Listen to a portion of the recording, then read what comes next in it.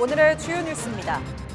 정부가 내년부터 늘리기로 한 의대 정원 2,000명에 대해 각 대학별로 배정된 인원을 발표했습니다. 늘어나는 정원 2,000명 가운데 18%를 서울을 제외한 수도권 의대에, 나머지 82%는 비수도권 의대에 배정했습니다. 의료 공백으로 수술이 취소되거나 연기되는 일이 많아지면서 폐기되는 혈액량도 2배 이상 늘어난 것으로 나타났습니다. 피 전체의 성분인 전혈은 최대 보관 기간이 35일, 혈소판은 5일에 불과하기 때문에 수혈 계획 차질로 폐기가 불가피하게 된 겁니다. 인구 고령화로 65세 이상 고령 운전자가 늘어나면서 고령 운전자가 유발하는 대형 교통사고도 매년 증가하고 있습니다. 이에 대한 대안으로 면허 자진 반납 제도를 시행하고 있지만 실제 반납률이 2%에 머물고 있습니다. 인공지능 칩 선두주자인 미국 반도체 기업 엔비디아의 젠슨 황 CEO가 인간과 같은 수준의 범용 인공지능이 5년 안에 등장한다고 전망했습니다. 젠슨 황은 또 소프트웨어가 수학이나 독해력, 의학 시험 등에서 5년 안에 인간보다 더 잘할 수 있을 것으로 생각한다고도 말했습니다.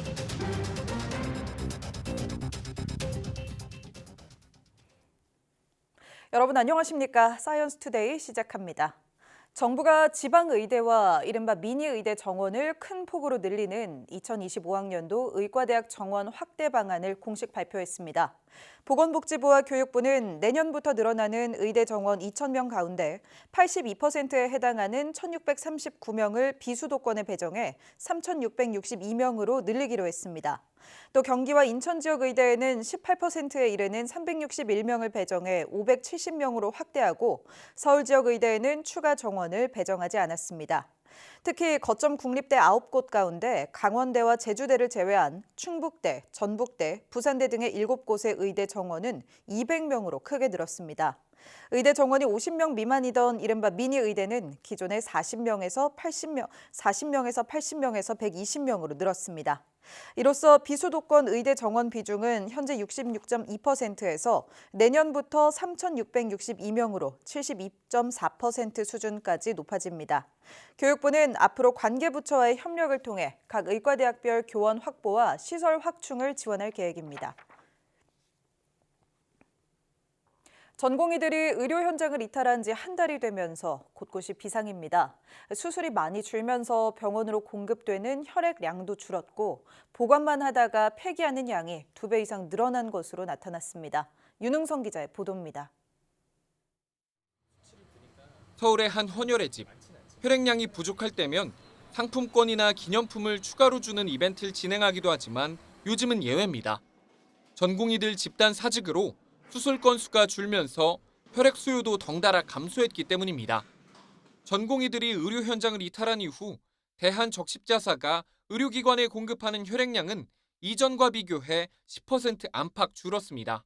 지난해 같은 기간과 비교해도 한 종류를 제외하고는 모두 10% 넘게 감소했습니다. 문제는 혈액을 보관하는 기간이 한정적이라는 겁니다. 피 전체를 뽑는 전혈은 35일. 성분 체열기를 통해 뽑아내는 혈소판은 5일에 불과합니다. 의료 공백 사태 이후 하루 평균 1.8건씩 혈액 폐기가 이뤄졌는데 지난해 2, 3월 하루 평균 0.8건과 비교하면 2배가 넘습니다. 헌혈을 하는 만큼 수술이나 이런 것도 꾸준히 계속 원활하게 잘 돼야 되는데 지금 현재 상황이 그렇지 못한 게 좀 맛이 아쉽죠. 폐기된 혈액은 대부분 혈소판이었습니다. 혈소판은 피를 멎게 하는 기능으로 혈액암 환자들에게 필수적이고 수술실에서도 빠질 수 없는 혈액 성분입니다. 대한적십자사는 버려지는 혈액을 조금이라도 줄이기 위해 보관 기간이 짧은 혈소판보다 되도록 전혈 헌혈을 권장하고 있습니다. 치료제로 쓰여야 할 의료 자원이 폐기되는 것은 매우 안타까운 상황인 것 같고요. 불필요한 폐기가 일어나지 않도록 그 혈액 관리 그리고 수급에 대한 좀 조절이 필요할 것으로 보입니다. 특히 정부와 의료계가 양보 없는 강대강 대치를 이어가고 있어 혈액 폐기는 더 늘어날 수 있다는 어두운 전망이 커지고 있습니다. YTN 윤홍성입니다. 최근 일본에서 치사율이 30%에 달하는 감염병이 빠르게 확산하고 있어 당국이 촉각을 곤두세우고 있습니다. 독성 쇼크 증후군이라고 불리는 해당 감염병은 렌사구균이라는 세균에 의한 감염으로 발생하는데 초기 증상은 발열로 나타나고 이후 장기 부전 등이 급속히 진행돼 사망에 이르게 할 수 있습니다. 일본 국립감염병연구소는 지난해 한 해 동안 전국에서 보고된 환자 수가 941명으로 1999년 이후 가장 많았다면서 정확한 발병 기전은 확인되지 않고 있다고 밝혔습니다. 올해 들어서도 환자 수가 계속 증가하고 있는데 이번 달 10일까지 환자 수가 474명으로 파악돼 이미 지난 한 해 환자 수의 절반을 넘어섰습니다. 전 세계가 기후위기를 우려하는 목소리를 높이고 있지만 실제 지표는 전혀 개선되지 않은 것으로 나타났습니다. 지난해 전 지구 기온과 해수면 온도, 해빙 면적 등 기후변화 지표가 역대 최악 수준에 도달했다는 분석이 나왔습니다. 보도에 김민경 기자입니다. 온통 흙탕물로 뒤덮인 마을. 건물은 무너지고 자동차는 잔해 속에 파묻혔습니다. 10,000명이 넘는 사망자를 발생시키며 그리스, 불가리아, 튀르키예, 리비아를 연이어 강타한 괴물 태풍 다니엘이 남긴 흔적입니다. 지난해 전 세계는 유례 없는 기상재난에 시달렸습니다. 태풍 외에도 유럽과 북아프리카는 역대 최악의 폭염에 시달렸고 아프리카와 아시아 일부, 중남미 지역은 극심한 가뭄, 캐나다와 미국 하와이는 메가톤급 산불 피해를 입었습니다. 온난화 기세가 좀처럼 꺾이지 않는 것이 원인으로 지목됐습니다. 세계 기상기구 WMO가 지난해 전 세계 주요 기후변화 지표를 분석해 발표했습니다. 그 결과 온난화의 주범 이산화탄소 농도는 매년 최고치를 경신하며 산업화 이전보다 50%나 늘었습니다. 지구 평균 온도는 14.98도로 산업화 이전보다 1.5도가량 높아져 관측사상 가장 뜨거웠습니다. 바다 온도도 4월부터 역대 최고치를 기록했고 이로 인해 빙하가 녹으며 남극 해빙도 위성 관측이 시작된 1979년 이후 가장 적었습니다. 이번 보고서는 지난해 온난화 지표를 총망라한 것입니다. 그 결과는 지구가 지난해 가장 뜨거웠고 기후 변화를 넘어서 이제는 기후 위기 시대에 접어들었다는 신호를 내용에 담고 있습니다. 반면 긍정적인 신호도 감지됐습니다. 지난해 태양열, 풍력, 수력 등 재생에너지 생산량은 전년보다 무려 50%나 증가했습니다. 관측사상 가장 높은 수치로 기후위기에 대한 인식이 뒤늦게 높아진 것으로 보입니다. 이번 보고서는 오는 21일에 시작되는 UN 개발계획, UNDP에 보고돼 새로운 기후행동 캠페인을 위한 환경 조성에 활용됩니다. YTN 김민경입니다. 전 세계 주요 화석연료 기업 모두가 기후위기에 제대로 대응하지 않고 있다는 평가가 나왔습니다. AFP 통신에 따르면 영국의 비영리 싱크탱크인 카본 트래커가 전 세계 25대 화석연료 상장 기업들의 기후위기 대응 상황을 평가한 결과 1.5도인 파리 협정의 지구 평균 온도 상승 제한 목표에 부합하는 기업은 없었습니다. 주요 화석연료 기업들은 투자와 생산 계획, 배출가스 감축 목표 등 기후 목표 부합 여부를 A부터 최하위 H등급까지 분류했을 때 모두 D등급 이하였습니다. 미국의 코노코필립스가 최하위 H등급으로 평가받았고 사우디의 아람코와 브라질의 페트로브라스, 미국의 엑손모빌은 G등급을 받는 데 그쳤습니다.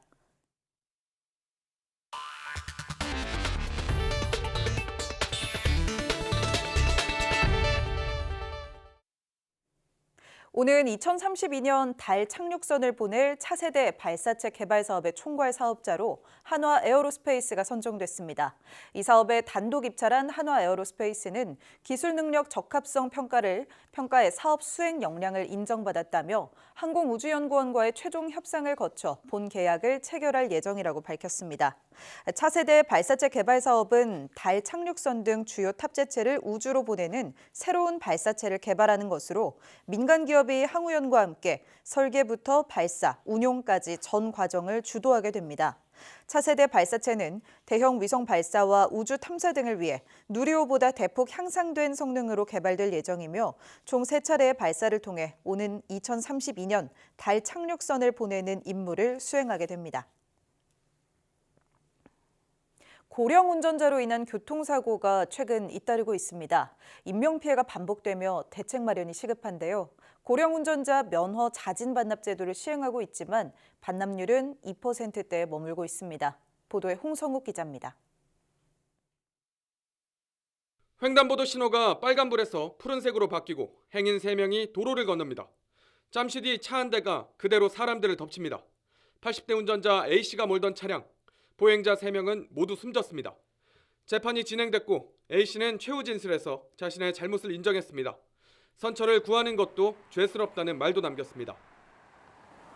앞서 검찰은 A씨에게 금고 5년을 구형했습니다. 다음 달 1심 선고를 앞둔 가운데 고령 운전자 면허 관리에 대한 사회적 관심이 증가하고 있습니다. 지난달 29일 서울 은평구에서도 70대 운전자가 몰던 차량이 행인과 차량을 들이받아 1명이 숨지고 13명이 다쳤습니다. 지난 17일 강남에서도 80대 운전자가 차량 7대를 들이받는 사고가 발생했습니다.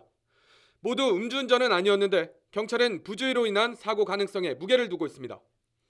65세 이상 고령 운전자 사고는 매년 늘고 있습니다. 지난 2020년 3만 1천여 건에서 지난해 3만 9천여 건으로 8천 건 넘게 증가했고 사망자 또한 늘었습니다. 특히 75세 이상부터 사고 위험이 더 늘어나는데 신체 노화로 인한 차량 조작 능력이 떨어지기 때문으로 분석됩니다.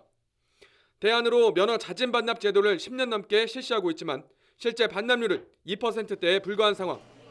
면허 반납 시 일회성으로 주는 10만 원에서 20만 원 상당 교통카드나 상품권으로는 반납률을 높이는 데 한계가 있습니다. 예를 들어서 은행에서 좀 더 이윤을 낮게 해준다. 반납한 사이에서 이윤을 낮게 해준다든지 또 각종 물건을 배달시키면은 무료로 배달시켜 준다든지 다양한 방법을 통해서 고령 운전자가 갈수록 늘며 운전면허 자진 반납을 높이기 위한 현실적인 대책 마련이 필요한 상황. 비상 자동 제어 장치 의무화나 주기적으로 운전 능력을 평가해 운행 거리와 속도 등을 제한하는 조건부 면허제 도입이 필요하다는 지적도 나오고 있습니다. YTN 홍석입니다. 인공지능, AI 칩 선두주자인 미국 반도체 기업 엔비디아의 젠슨 황 최고 경영자는 인간과 같은 수준의 범용 인공지능인 AGI가 5년 이내에 등장할 것이라고 전망했습니다. 젠슨 황 CEO는 엔비디아의 연례 개발자 컨퍼런스 GTC 24 둘째 날 미국 캘리포니아주 세노제이의 시그니아 바이 힐튼 호텔에서 전 세계 미디어와 간담회를 갖고 이같이 밝혔습니다. 이어 소프트웨어가 수학이나 읽기, 독해력, 논리, 의학시험 등에서 5년 안에 인간보다 더 잘할 수 있다고 생각하느냐고 묻는다면 아마도 그렇다고 대답할 수 있을 것이라면서도 그렇지 않다면 언제가 될지는 모르겠다고 말했습니다.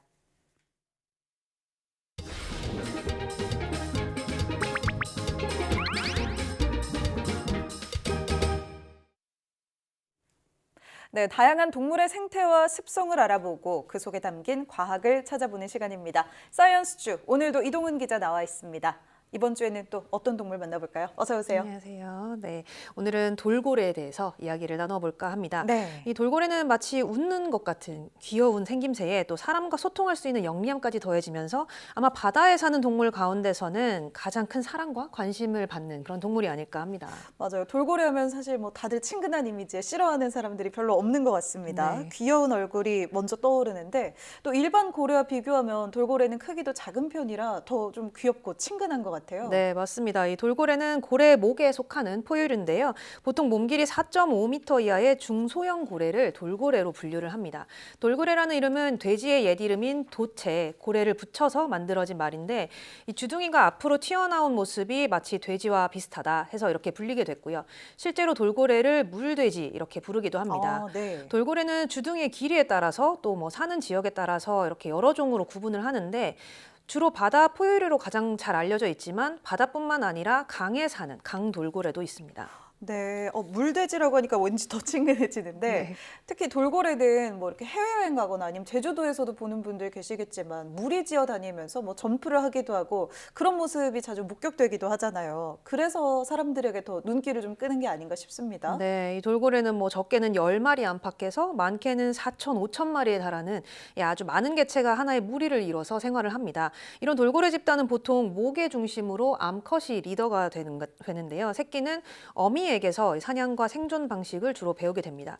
또 이 말씀하신 대로 돌고래들이 이렇게 무리를 지어 다니면서 아주 멋지게 점프를 하는 그런 모습을 보여주기도 하죠. 네. 돌고래가 물 위로 뛰어오르는 데는 사실 몇 가지 이유가 있는데요. 가장 큰 이유는 몸에 있는 어떤 이물질들을 벗겨내기 위한 것이라고 합니다. 네. 돌고래는 보통 시속 40km까지 헤엄칠 수 있는데 저항을 최대한 줄여서 헤엄치는 속도를 조금이라도 빠르게 만들려는 거죠. 이 돌고래의 피부는 탄력이 있고 유연해서 바닷물과 접촉할 때 이 부딪히는 표면에 탄성이 생기게 되는데 이 때문에 이 물과 닿을 때 마찰을 일으키지 않고 저항을 더 줄일 수 있게 됩니다. 뭐 단점이라면 이런 피부가 자주 이렇게 교체가 되면서 그만큼 각질 같은 게 많이 생긴다는 건데 네. 돌고래는 물 위로 점프했다가 수면에 떨어질 때의 충격을 이용을 해서 이런 몸에 쌓인 때라든가 뭐 기생충 같은 것들을 떼어내는 겁니다. 또 이 돌고래는 보통 음파를 이용을 해서 물속 지형을 파악을 하는데 시각도 필요하기 때문에 멀리 내다보기 위해서 점프를 하기도 하고요.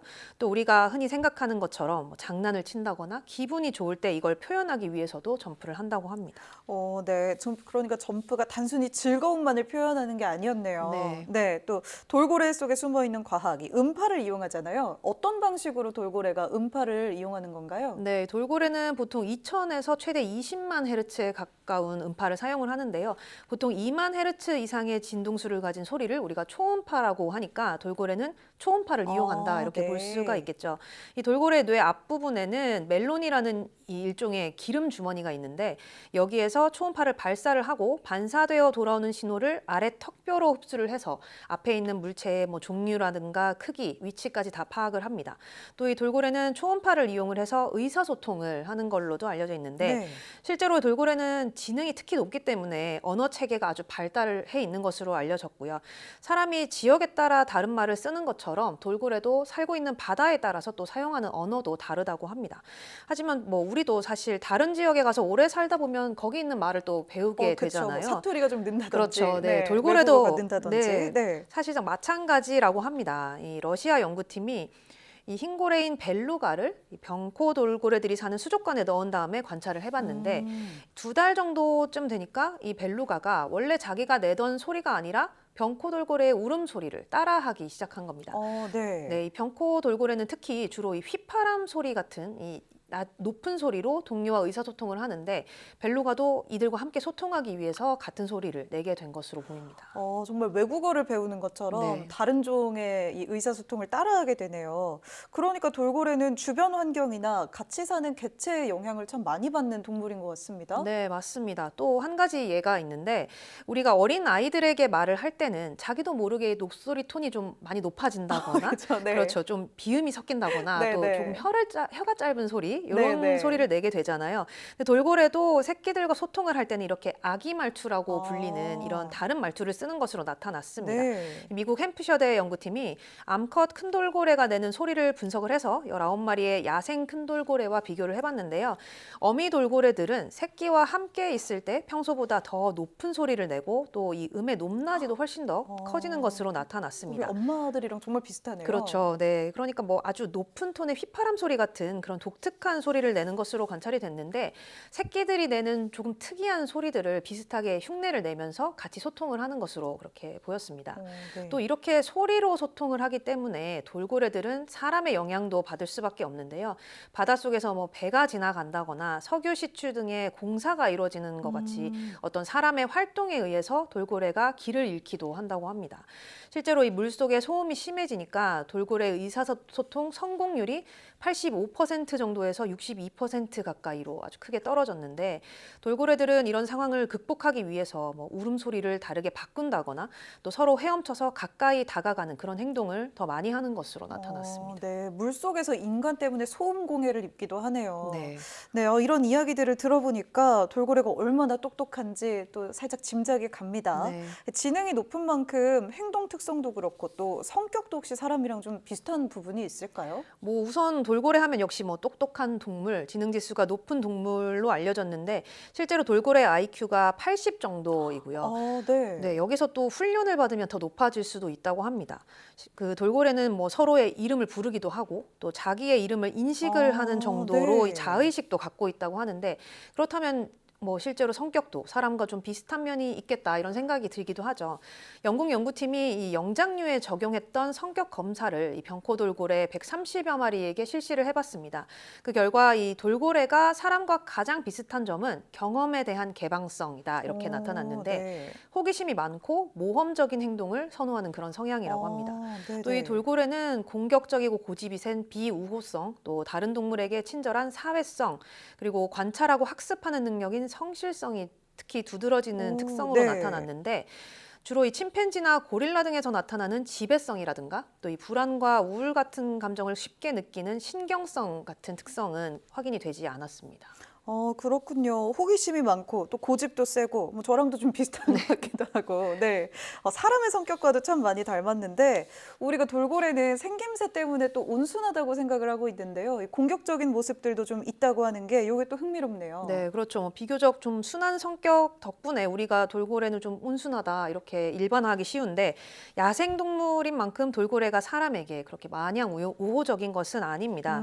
실제로 네. 이 돌고래는 주둥이가 단단해서 이걸 이용해서 다른 돌고래라든가 상어를 공격하는데 특히 무리 전체가 달려들어서 공격하기 때문에 상어가 오히려 돌고래를 피해 다니는 그런 경우도 네. 많습니다. 사람도 마찬가지로 자신의 영역에 침범을 해서 큰 소리를 낸다거나 자극적인 행동을 하면 바로 공격을 한다고 하는데요. 지능이 높기 때문에 처음에는 꼬리로 물을 친다거나 이런 식으로 특정 행동을 통해 경고를 보내기도 하고요. 이후에 계속 위협이 가해지면 가차없이 또 공격을 한다고 합니다. 네, 드넓은 바다에서 자의식을 가지고 또 경험에 대해서 개방적인 태도도 가지고 있고 어쩌면 사람보다 똑똑한 부분도 있을지도 모르겠네요. 돌고래 이야기 잘 들었습니다. 고맙습니다.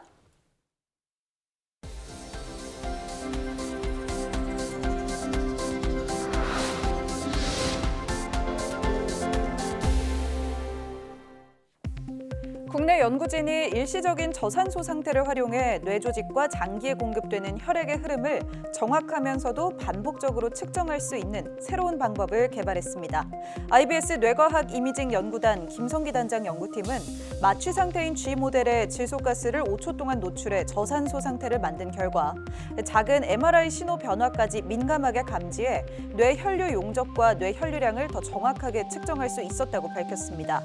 연구팀은 방사선 노출이나 조영제 허용치 등의 한계로 반복 촬영이 어려웠던 기존 방식과 달리 저산소 상태를 유도하면 단기간에 반복 측정이 가능해 시간과 비용을 줄일 수 있다고 설명했습니다. 국내 연구진이 인공지능 기술로 교통신호 최적화 기술을 개발해 차량의 교차로 통행 시간을 15% 이상 단축하는 데 성공했습니다. 한국전자통신연구원은 인공지능 강화학습을 적용한 신호 최적화 기술로 교통량이 변하는 상황에서도 빠르게 교통신호를 바꿔주는 도시교통 브레인을 개발했다고 밝혔습니다. 도시교통 브레인 기술은 보행자의 통행시간 보장과 예측 운전자의 안전을 위한 신호 주기 등 제약 조건을 모두 지켜 신호 최적화를 제어하는 데 클라우드 분산 처리 기술로 200개 이상의 대규모 교차로에 적용할 수 있습니다. 지구온난화로 인해 2040년 이후에는 한반도에 겨울철 한파가 줄어들 것이라는 전망이 나왔습니다. 지스트 윤진호 교수팀은 전 지구 기후 모델 다중 앙상블 자료를 분석한 결과 2030년대까지는 북극 소용돌이의 약화로 따뜻한 북극, 추운 대륙 현상이 점차 늘어나며 이로 인한 북극발 한파가 앞으로 10년 동안 더 자주 발생할 수 있다고 밝혔습니다. 그러나 연구팀은 21세기 중반 이후부터는 지구온난화로 인해 북극의 추운 공기가 내려오는 것이 억제되면서 중위도 지역의 겨울철 한파 현상이 줄어드는 경향을 보일 것으로 예측된다고 덧붙였습니다.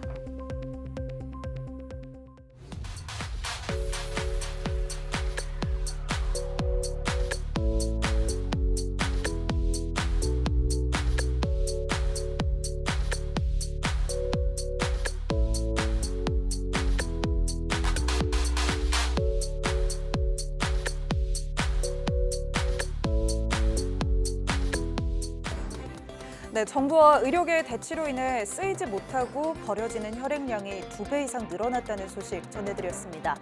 연중 헌혈 참여율이 가장 낮은 축에 속하는 동절기에 어렵게 모인 혈액마저 쓰이지 못하고 있는 건데요. 헌혈의 소중한 마음마저 무의미하게 버려지지 않도록 빠른 해결이 이뤄지기를 바랍니다. 뉴스 마칩니다. 고맙습니다.